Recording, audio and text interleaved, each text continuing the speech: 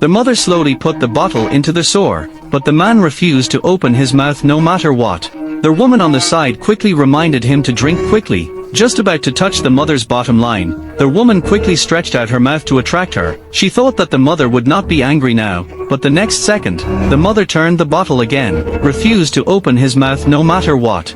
His mother was so angry that she immediately opened the iron door and jumped out.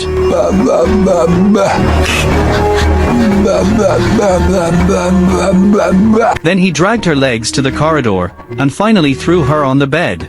However, as soon as she climbed out of the dungeon, she heard the man's miserable screams. Yelling, the confused woman walked to the door and took a look, and found that her mother was working for the man at the moment. Seeing that the woman was about to be taken back, the homeless man showed up just in time. Then the woman was rescued from the dungeon.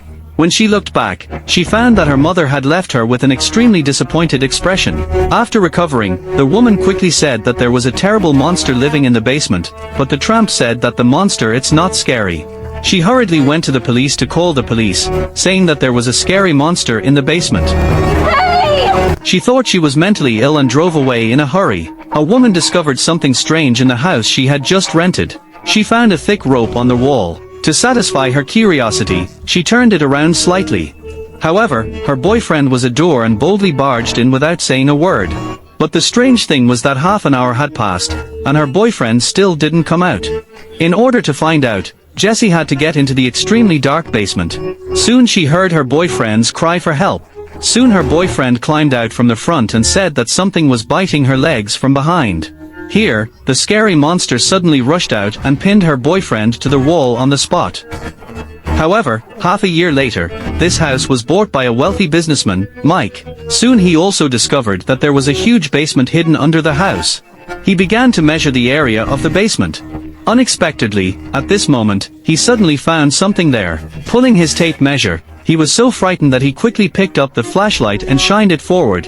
After reacting, he ran away quickly, but unexpectedly dropped the flashlight to the ground in panic. Just like that, he had a fight with the terrifying monster on the spot, and then was imprisoned in the dungeon. But the police, seeing that he was all dirty, he thought he was a mentally ill person and drove away.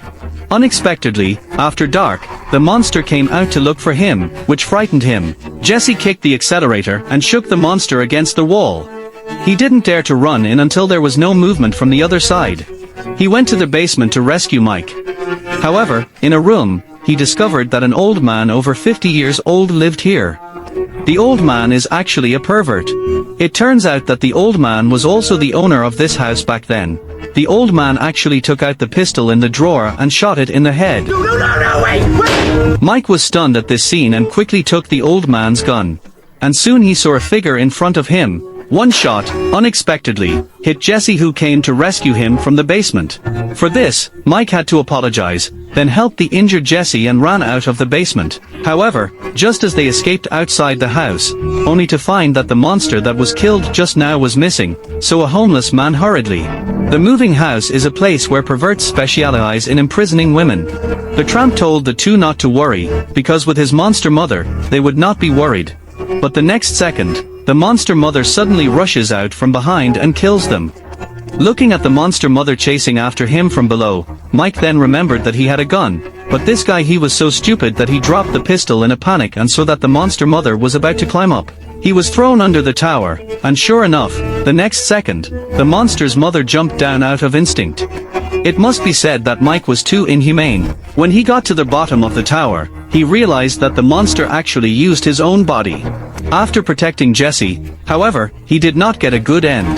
The monster mother took the opportunity to grab him by the neck, then gouged out his eyes alive, and then completely eliminated him, as if she wanted Jessie to go home with him and be safe. At this time, Jessie suddenly felt a trace of maternal love from the monster on the monster's head, but the monster did not resist at this time, but kissed his finger like a mother, and then put it on Jessie's forehead. Finally, the monster mother is still sent away by Jessie. This film tells us that we must not buy a house with unknown origin.